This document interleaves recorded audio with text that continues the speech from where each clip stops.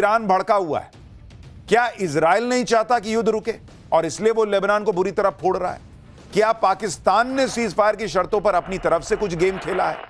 उधर लेबनान पर हमलों से भड़के ईरान ने फिर से हॉर्मुज को कैसे बंद कर दिया? अब तेल और गैस का क्या होगा? ईरान युद्ध का चैप्टर अभी क्लोज नहीं हुआ है क्या? दोनों ही तरफ से क्या नई धमकियां आई हैं? सीज फायर में असली पेंच है क्या? ईरान किन शर्तों की बात कर रहा है और क्या अमेरिका अपनी सेना को तैयार रहने के लिए कह रहा है?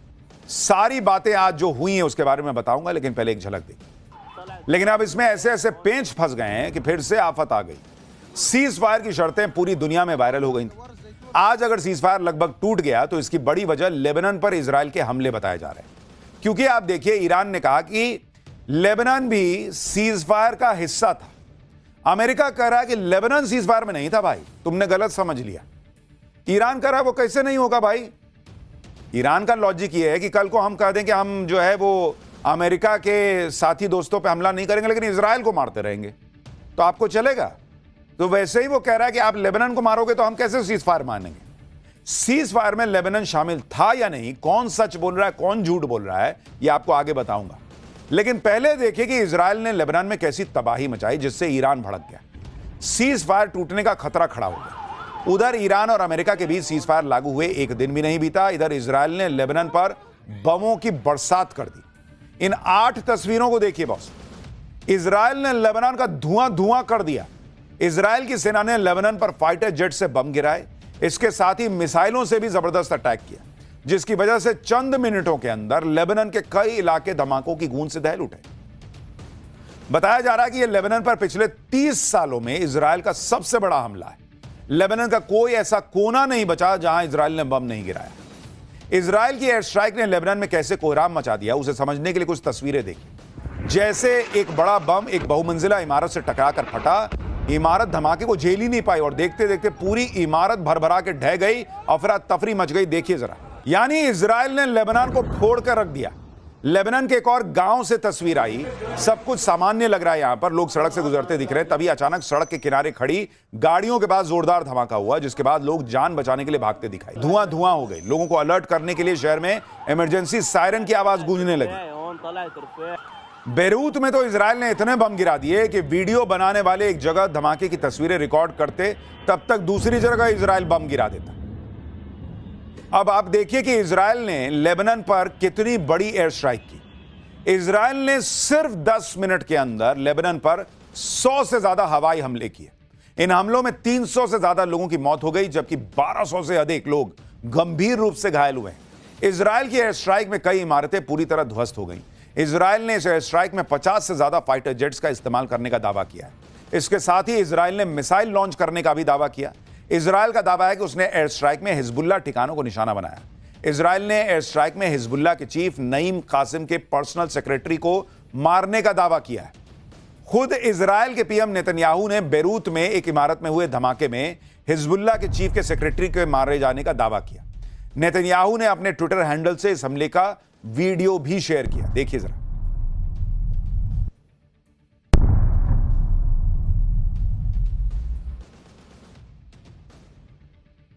इजराइल ने एयर स्ट्राइक में हिजबुल्लाह के अंडरग्राउंड स्ट्रक्चर्स को भी भारी नुकसान पहुंचाने का दावा किया और उनके ठिकानों पर हमले का वीडियो जारी किया। इजराइल भले ही लेबनान पर किए ताबड़तोड़ हमलों को हिजबुल्लाह के ठिकानों पर एयर स्ट्राइक बता रहा है, लेकिन इजराइल पर आरोप लग रहा है कि उसने लेबनान की राजधानी और दूसरे शहरों के रिहायशी इलाकों में बमबारी की। जैसे इस तस्वीर को देखिए, कैसे इजराइल के हमलों में इमारतें मलबे में तब्दील हो चुकी हैं और लोग मलबे में अपनों की तलाश करते नजर आ रहे हैं। आप देखिए जरा।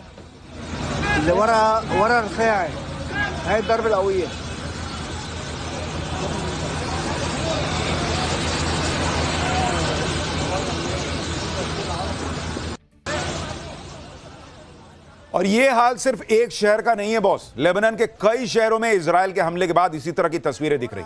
वहां रेस्क्यू ऑपरेशन चलाना पड़ रहा है। लेबनान में जिस तरह से इजराइल ने तबाही मचाई, उससे ईरान भड़क गया। ईरान ने अमेरिका को याद दिलाया कि सीज फायर की शर्त में लेबनान शामिल था। दरअसल लेबनान के मुद्दे पर भयंकर कंफ्यूजन है। सीज फायर होने के बाद पाकिस्तानी पीएम शहबाज शरीफ ने एक पोस्ट किया था जिसमें सीज फायर पर खुशी जताई थी और कहा था कि लेबनान भी सीज फायर में शामिल है।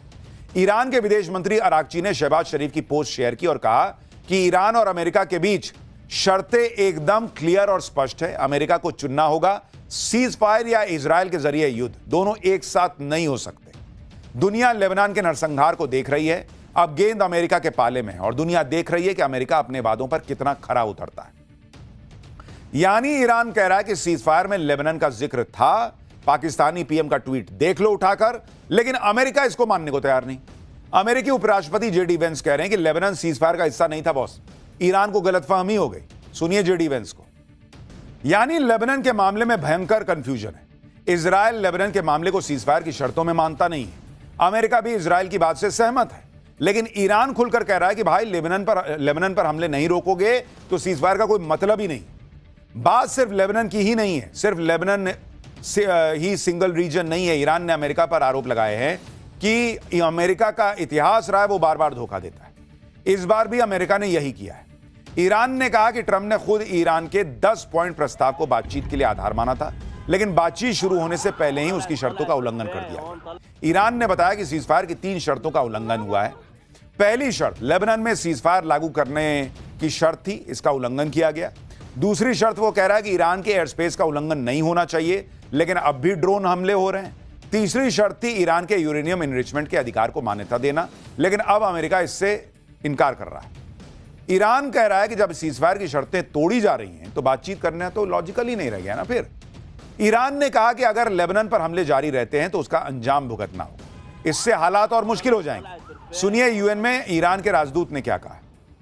देखिए, ईरान आरोप लगा रहा है कि अमेरिका इजराइल सीजफायर को नहीं मान रहे। दूसरी तरफ ट्रंप भी ईरान को फिर से धमकी देने लगे। ट्रंप ने क्या नई धमकी दी वो भी देख लीजिए। ट्रंप ने कहा है कि जब तक सीजफायर लागू नहीं हो जाता, अमेरिकी सैनिक, हथियार और युद्धपोत अपनी जगह पर बने रहेंगे ताकि ईरान पर दबाव बना रहे। अगर ईरान सीजफायर का पालन नहीं करता है तो हमला फिर से शुरू हो सकता है, जो पहले से कहीं ज्यादा खतरनाक हो। यानी ट्रंप अभी भी धमकी वाली भाषा का फिर से इस्तेमाल करने लगे हैं और इसी वजह से चर्चाएं हो रही हैं कि क्या सीजफायर सिर्फ नाम का था क्या, और क्या इजराइल ने जानबूझकर लेबनान पर इतना तगड़ा हमला कर दिया कि सीजफायर हो ही ना पाए। लेबनान पर इजराइल की एयर स्ट्राइक पर जिस तरह से ईरान ने तेवर दिखाए, सीजफायर को खतरे में बताया, उसके बाद अब खबरें चलने लगी कि ईरान ने स्ट्रेट ऑफ हॉर्मुज को फिर से बंद कर दिया है। इससे और टेंशन बढ़ गई, क्योंकि हॉर्मुज बंद होने से तेल और गैस की सप्लाई को लेकर दुनिया में पहले ही हाहाकार है। लोग सोच रहे थे चलो अब ये खुलेगा, 14 दिन का ही सीजफायर है, लेकिन 14 दिन में शिप्स निकलेंगी तो काम बनेगा। लेकिन हॉर्मुज फिर से बंद होने की वजह से सीजफायर के बाद कम हो रही कच्चे तेल की कीमतों में अचानक फिर उछाल आने लगा। वेस्टर्न मीडिया की रिपोर्ट में दावा किया जा रहा है कि स्ट्रेट ऑफ हॉर्मुज पर सीजफायर से पहले वाली स्थिति बरकरार है। ईरान का अब भी स्ट्रेट ऑफ हॉर्मुज पर पूरा कंट्रोल बना हुआ है।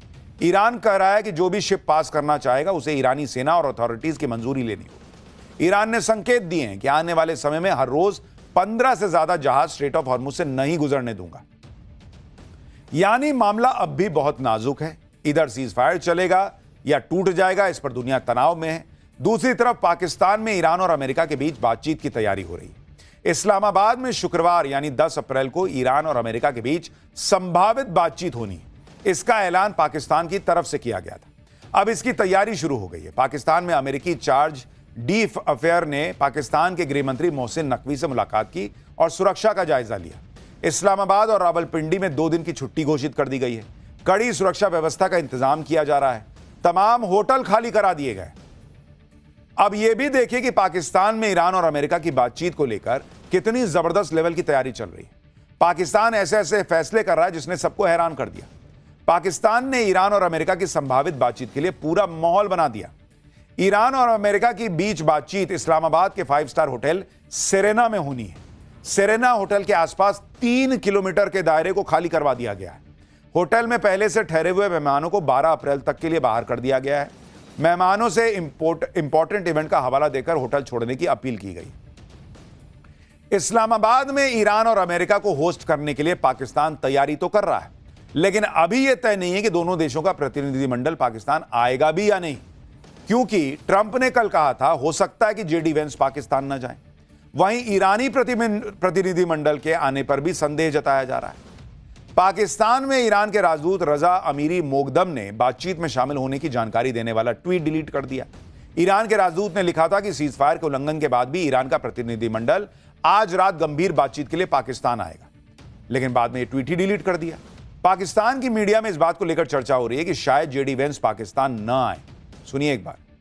ईरान और अमेरिका के बीच सीजफायर का क्रेडिट शहबाज शरीफ ले रहे हैं, लेकिन शहबाज की किरकिरी का सिलसिला खत्म नहीं हो रहा। सीजफायर के प्रस्ताव का ट्वीट तो शहबाज ने किया था, जिस पर ड्राफ्ट लिखा हुआ था, जिसके बारे में कहा जा रहा था कि यह शहबाज को किसी ने भेजा था, उसी को कॉपी पेस्ट शहबाज ने किया। अब शहबाज की उसी बात पर बड़ा खुलासा हुआ है। अमेरिकी अखबार न्यूयॉर्क टाइम्स ने दावा किया है कि शहबाज शरीफ का ट्वीट पहले व्हाइट हाउस ने देखा था, उसको स्वीकृत किया था, अप्रूव किया था कि हाँ ठीक है डाल सकते हो, डाल दो। शहबाज के ट्वीट की पहली लाइन थी, draft Pakistan PM message on x, यानी शहबाज ने पहले अपना मैसेज व्हाइट हाउस को भेजा। सोचिए क्या इन लोगों की हालत है, इनको व्हाइट हाउस से अप्रूवल लेना पड़ता है पाकिस्तान के पीएम को ट्वीट करने के पहले। वहां से मंजूरी मिली कि ठीक है जाओ कर दो पोस्ट, तब जाके इन्होंने पोस्ट किया, और ऊपर से लाइन भी नहीं हुई। व्हाइट हाउस से मंजूरी मिलने के बाद शहबाज शरीफ अपनी पोस्ट से draft Pakistan PM on x ये लाइन हटाना भूल गए, और इसी वजह से उनकी फजीहत हो गई। कहा तो यह भी जा रहा है कि शहबाज को यह मैसेज व्हाइट हाउस की तरफ से लिख के दिया गया। पाकिस्तान में भी लोग शहबाज शरीफ की फजीहत पर मजे ले रहे हैं। पाकिस्तानी पब्लिक कह रही है कि अमेरिका तो पाकिस्तानी पीएम को जलील कर रहा है, ट्रंप ने शहबाज को अपना जोकर बना लिया है। तो हमारे यहां लोग माहौल बना रहे हैं कि देखो देखो पाकिस्तान ने डील करा दी, हमने क्या किया। वहां पाकिस्तान में मजाक बन रहा है कि पाकिस्तान इस्तेमाल हो रहा है, पाकिस्तान जलील हो रहा है, अमेरिका के इशारों पर नाच रहा है। अब आप ये भी देखिए कि जो पाकिस्तान ईरान और अमेरिका के बीच बातचीत करने का क्रेडिट लेने की होड़ में लगा है, उसे ईरान युद्ध में अमेरिका का पार्टनर इजराइल किस नजर से देखता है। भारत में इजराइल के राजदूत ने दो टूक कह दिया कि उनका देश पाकिस्तान को भरोसे के लायक ही नहीं मानता, और अमेरिका भी सिर्फ पाकिस्तान का इस्तेमाल कर रहा है। भारत में इजराइल के राजदूत का यह बयान सुनिए।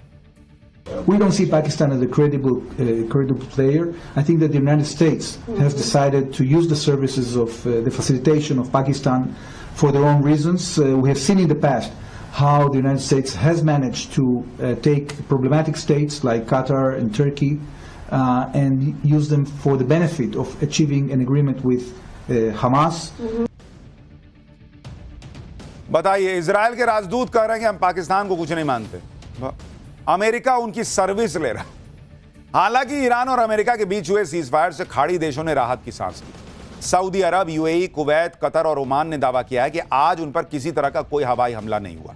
यह इन देशों के लिए बड़ी राहत इसलिए भी है क्योंकि 28 फरवरी के बाद यह पहला मौका है जब खाड़ी देशों पर कोई हमला नहीं हुआ।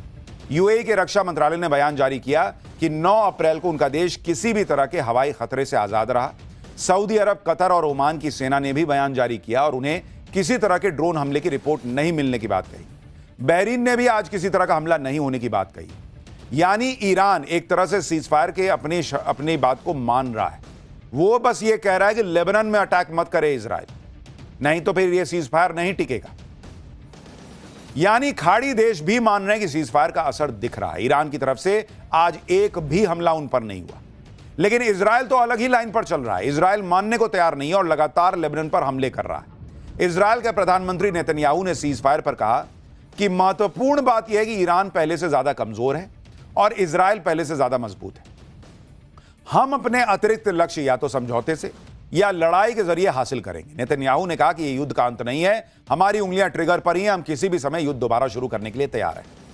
यानी अब ऐसा लग रहा है कि क्या इजराइल अमेरिका के बिना भी यह युद्ध लड़ने को तैयार हो रहा है क्या? सीज फायर के बाद भी इजराइल के मंसूबों पर तो कोई असर नहीं पड़ रहा। वो लेबनान को मिट्टी में मिलाने पर तुला हुआ है। जिस तरह से गाजा को इजराइल ने सपाट कर दिया, क्या लेबनान में भी वही करने का इरादा है?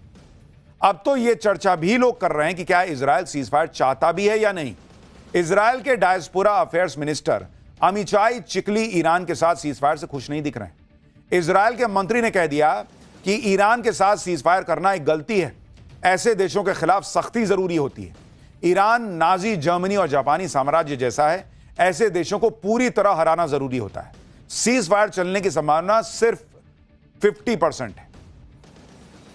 यानी इजराइल के अंदर इस बात पर नाराजगी है कि सीज फायर कैसे हो गया, ईरान को पूरी तरह से तबाह करो, बर्बाद करो। और इसीलिए जो सवाल उठ रहा ना कि लेबनान पर इतना ताबड़तोड़ हमला जो पहले कभी नहीं किया इजराइल ने, क्या वो इसीलिए किया है कि यह सीज फायर टूट जाए? और इसीलिए लोग इजराइल की मंशा पर सवाल खड़े कर रहे हैं कि क्या वो चाहता ही नहीं है कि युद्ध खत्म हो, और अगर ऐसा होगा तो पूरी दुनिया फिर फंसी रह जाएगी इस युद्ध में। हालांकि दुनिया के दूसरे देश इजराइल पर दबाव बनाने में लगे हुए हैं कि वो लेबनान पर हमले रोके, जिससे अमेरिका और ईरान के बीच बातचीत पर खतरा ना आए। लेबनान पर इजराइल के हमलों के खिलाफ फ्रांस, ब्रिटेन, ऑस्ट्रेलिया और इटली, कतर और इजिप्ट जैसे देश खड़े हो गए। फ्रांस के राष्ट्रपति मैक्रोन ने लेबनान के राष्ट्रपति से बात की। मैक्रोन ने कहा कि इजराइल के हमलों के खिलाफ लेबनान के साथ खड़े हैं। यह हमले हाल में लागू सीजफायर के लिए सीधा खतरा है। लेबनान को पूरी तरह से सीजफायर के दायरे में आना चाहिए। ऑस्ट्रेलिया के पीएम ने कहा कि लेबनान में भी सीजफायर लागू हो। इटली ने लेबनान को दूसरा गाजा बनाने के जोखिम के खिलाफ इजराइल को चेतावनी दी। कतर ने हमलों को बर्बर और लेबनान की संप्रभुता का उल्लंघन कहा। इजिप्ट ने कहा कि लेबनान पर हमले सीजफायर के पीछे धकेलने की कोशिश है। यानी दुनिया भर के कई देश लेबनान पर इजराइल के हमलों की निंदा कर रहे हैं, लेकिन इजराइल पर असर नहीं पड़ रहा, क्योंकि यह कहा जा रहा है कि इजराइल के पास यह once in a lifetime मौका है। ऐसा इसलिए क्योंकि इजराइल यह जानता है कि ट्रंप के राष्ट्रपति रहते हुए यह हमले हो सकते हैं। कोई और अमेरिकी राष्ट्रपति तो मानेगा नहीं। ट्रंप भी खुद ये कह चुके हैं कि जो काम दूसरे राष्ट्रपति नहीं कर पाए वो उन्होंने कर दिखाया, जिसे देखते हुए प्रधानमंत्री मोदी एक्शन मोड में आ गए। पेट्रोलियम मंत्री हरदीप पुरी कतर का दौरा शुरू कर चुके हैं, जबकि 11 और 12 अप्रैल को विदेश मंत्री एस जयशंकर यूएई दौरे पर जा रहे हैं। ये दौरे ऐसे समय में हो रहे हैं जब भारत जियोपॉलिटिकल टेंशन के बीच तेल और गैस की सप्लाई सुनिश्चित करने के लिए प्लानिंग पर काम कर रहा है। हरदीप पुरी का कतर दौरा इसलिए इंपॉर्टेंट है क्योंकि कतर भारत का सबसे बड़ा एलपीजी और एलएनजी सप्लायर है। भारत अपनी एलपीजी का 40% जबकि एलएनजी का 20% हिस्सा कतर से इंपोर्ट करता है। ओवरऑल देखें तो भारत अपनी नेचुरल गैस की 50% और एलपीजी की 2/3 जरूरत के लिए दूसरे देशों पर निर्भर है, और इसका सबसे बड़ा हिस्सा खाड़ी देशों से ही आता है। ऐसे में इस संकट के समय में विदेश मंत्री एस जयशंकर और पेट्रोलियम मंत्री हरदीप पुरी का खाड़ी देशों का दौरा भारत की बड़ी डिप्लोमेटिक पहल माना जा रहा है कि इस दौरे में तेल और गैस के सेफ नेगोशिएशन और उनके सेफ नेविगेशन और हॉर्मुज स्ट्रेट से भारतीय जहाजों की आवाजाही को लेकर आपसी तालमेल पर चर्चा हो सकती है।